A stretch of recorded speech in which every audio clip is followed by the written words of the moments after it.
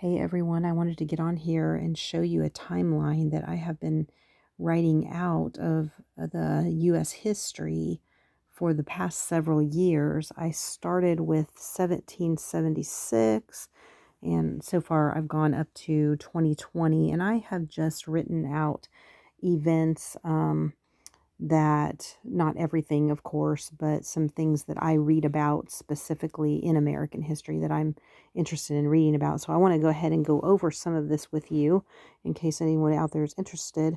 So we have 1776 which was the beginning of our nation and US slavery in our country. And then here I'm going to use a pen to point with so I can show you as I go. We had 89 years of slavery in America from 1776 to 1865.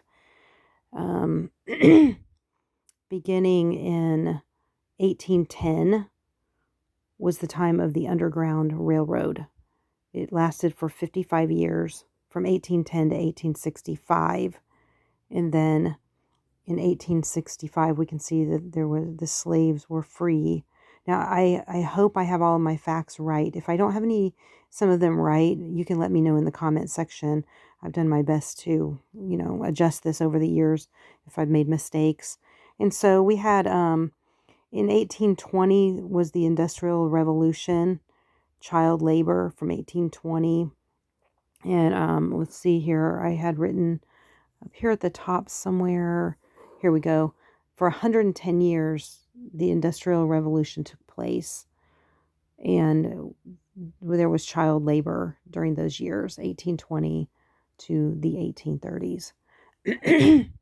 And then let's go back here to the beginning closer. Okay, so the National Road was the first road that was established from the East Coast over through Illinois. I'm not sure exactly how much further it went. I need to do some more research on that.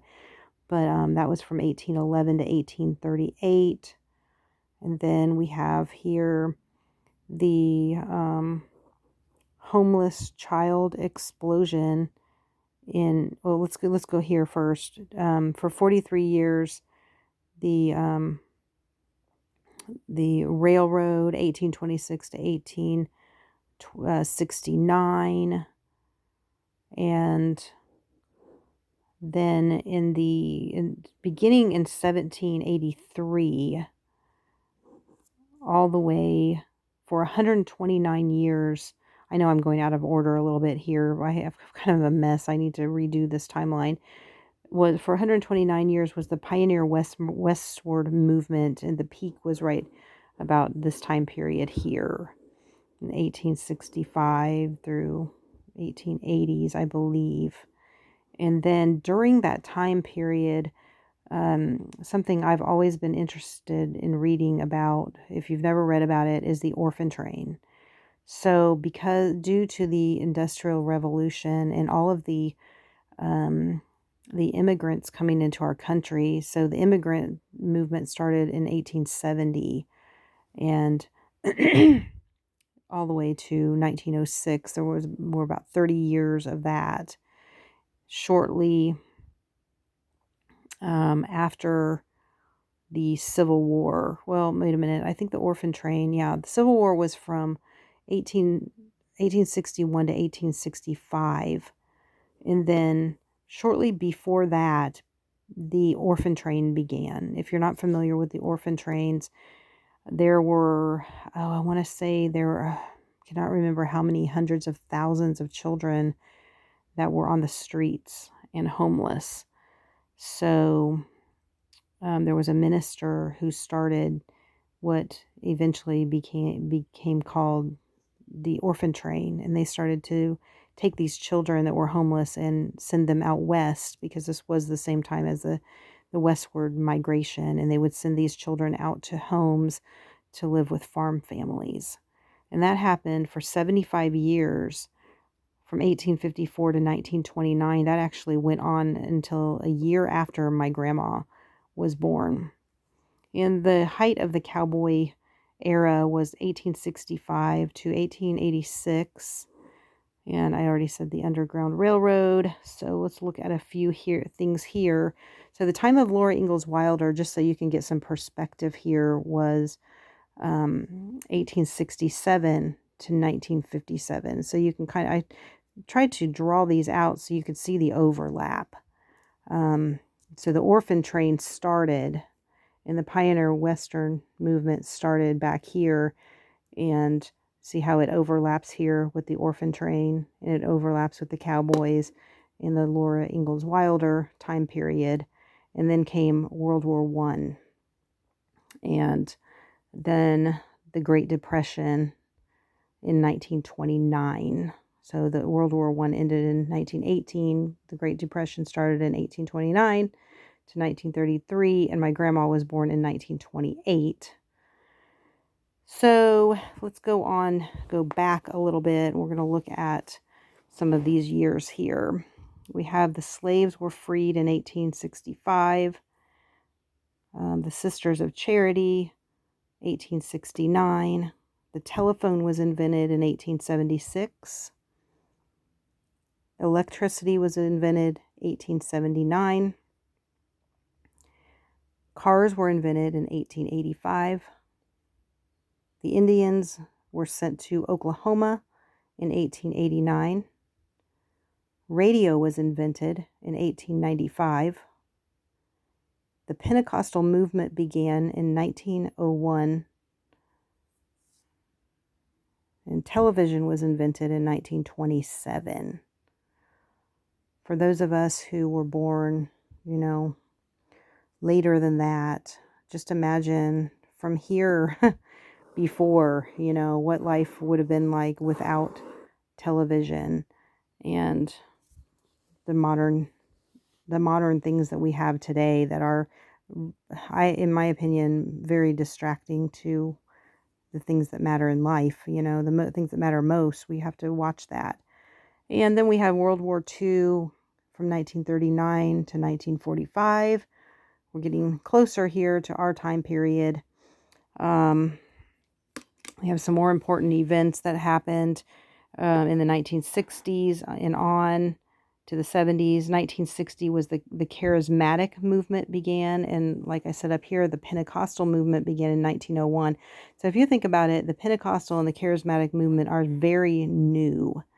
They're not old denominations. They're very new in relation to other denominations that we see in the Christian faith. 1971 was the first home use computer. These were the big old honking things, that we didn't carry around in our pockets. And then 1973 was the first mobile phone invented.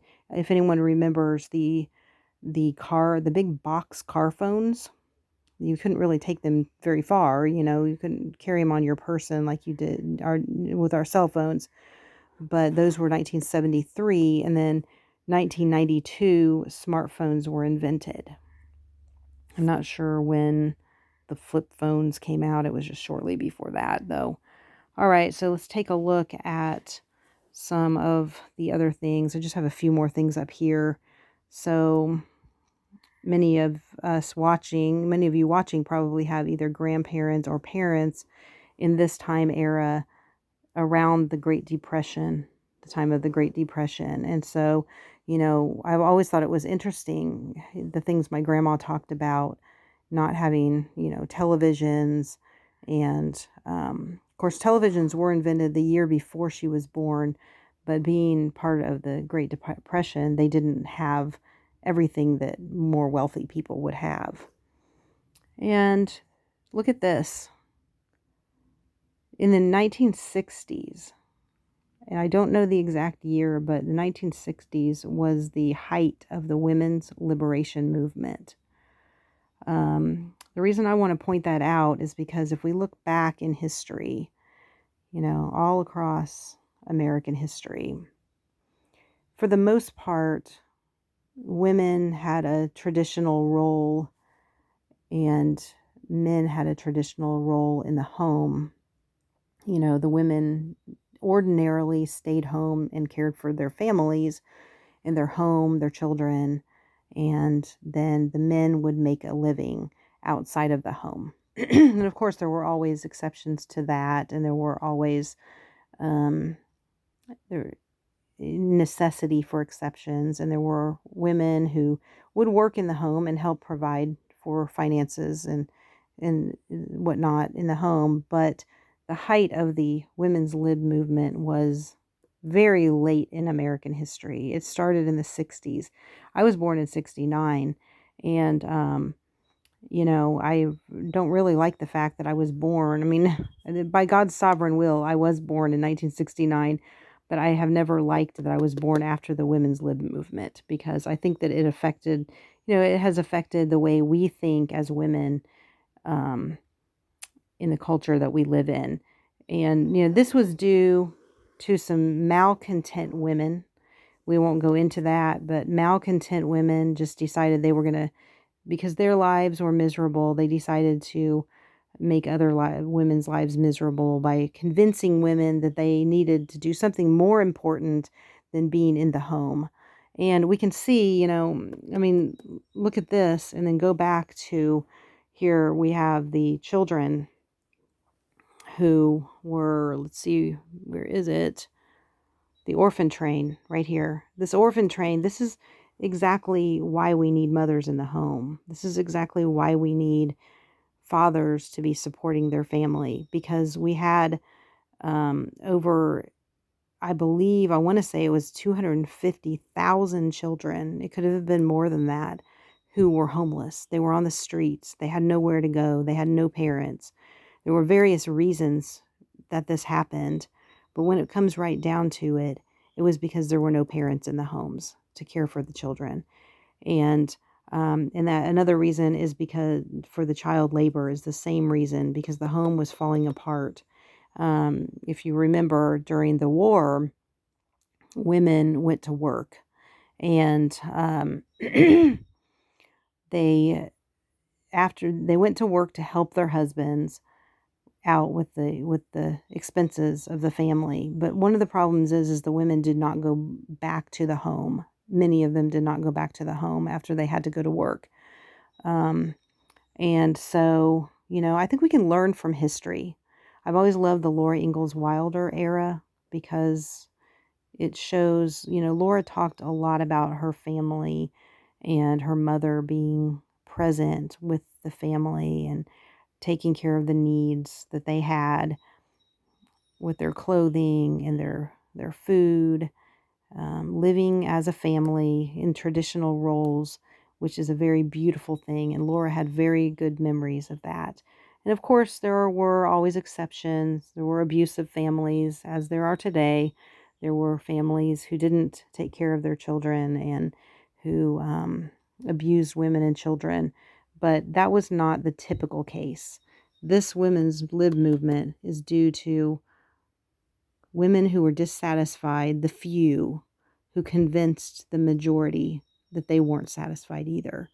So let this history be a lesson to us. And if you have any interesting time eras, anything that interests you, let me know in the comment section. I would love to hear it. And if you see anything on my timeline that needs to be adjusted or corrected, let me know. I think I have most of the dates right, but I may have some wrong. All right, well, I hope you enjoyed this. If you want any more information on anything, just let me know in the comment section. Have a great day.